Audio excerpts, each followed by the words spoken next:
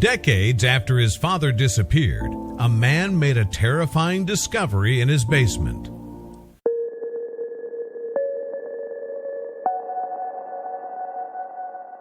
But before we start, please make sure to subscribe to Did You Know and hit the bell so you never miss an upload from us. Also, leave a like right now. For over 60 years, the Carroll family has dealt with an unsolved mystery that has haunted them every single day of their lives. One of loss, heartache, and possible tragedy. It would be the year 1961 when George Carroll, loving father and husband, would vanish without a trace. For decades, his family wondered what could have possibly happened to him. His 4 children, hoping and wishing he would one day walk back through the door like it was all a horrible nightmare. It would be 60 years later that his youngest son, Mike, would make a shocking discovery in the basement of his old family home, one that would finally solve the mystery of his father's disappearance. George Carroll was born in 1934, and from a young age always knew he wanted to join the military. Not the best student in his family, and with a desire to fight for his country, he enlisted after graduating from high school. Of course, he never could have imagined that he would wind up fighting in the Korean War from 1950 to 1953. Thankfully, he made it through the war unscathed. Once his time in the Army was complete, George settled down in the community of Lake Grove in Long Island, New York. He lived in a cute little home on Olive Street, enjoying a quiet life and starting a family of his own. Life was good and picturesque. At this time, George had a wife named Dorothy and 4 children, Patricia, Jean, Stephen, and the youngest, Mike. In 1961, the children were all still pretty young, between the ages of 9 and 1 year old, and unfortunately, their lives were all about to be impacted in a way they never expected. It would be the fall of 1961 when the Carroll household would be completely turned upside down.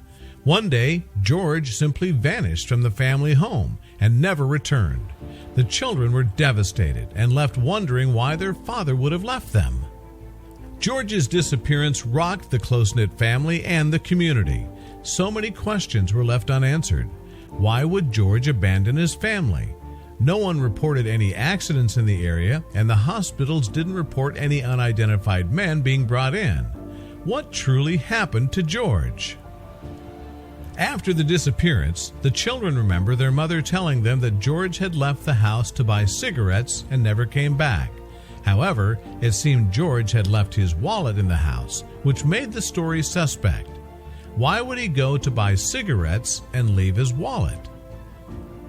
According to George's son Steve, who was only 8 at the time, he never really bought his mother's story. He always thought it was weird how quickly Dorothy brushed off his disappearance, nor seemed too concerned. Plus, his dad leaving his wallet behind wasn't like him at all. Despite the children questioning their mother's story, according to youngest son Mike, she always dodged any questions about their father. In an interview with the New York Post, he revealed that she would always tell the children to stop asking, so eventually they kept their mouths shut. With so much mystery surrounding George's disappearance, rumors began to swirl around the family. Some relatives believed that George had decided to flee to Korea, where he had fought in the war. It was rumored he may have had a long-distance Korean lover he chose over his family. However, there was also a darker theory.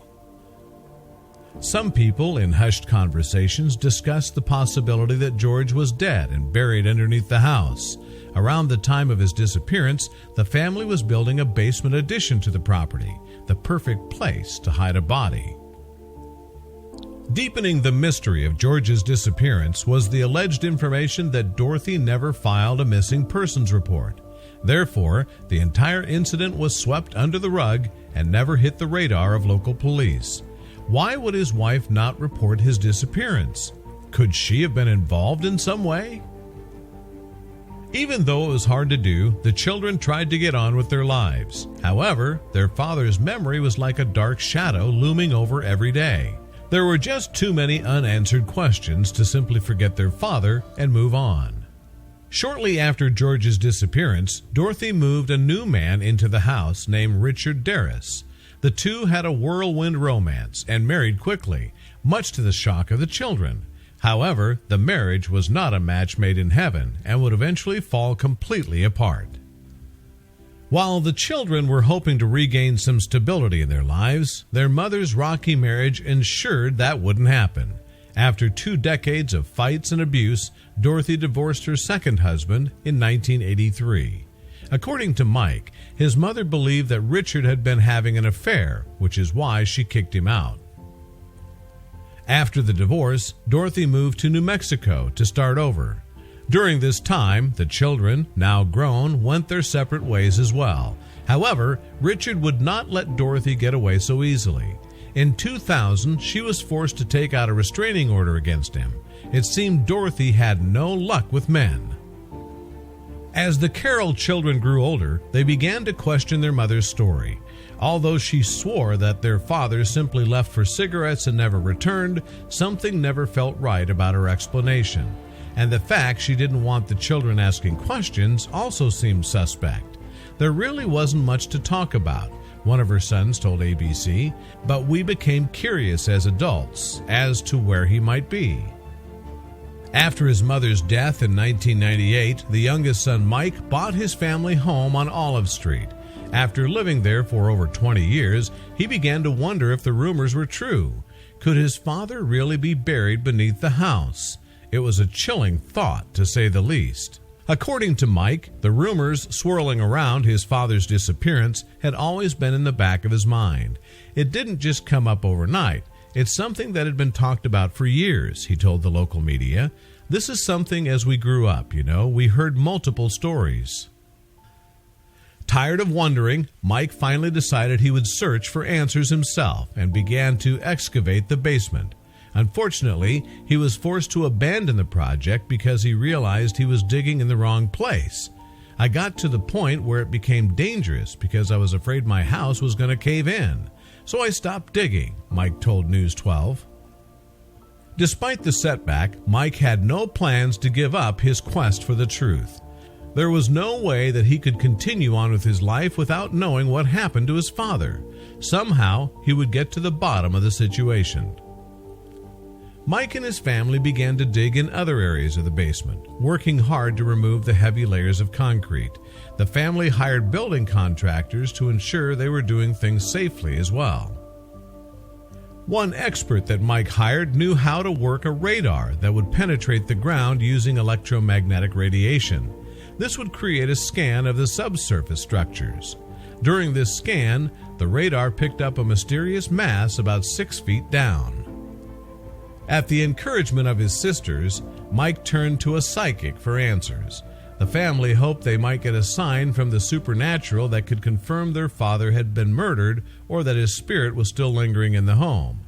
The psychic revealed they had a gut feeling that something horrible had happened, although they did not communicate directly with George.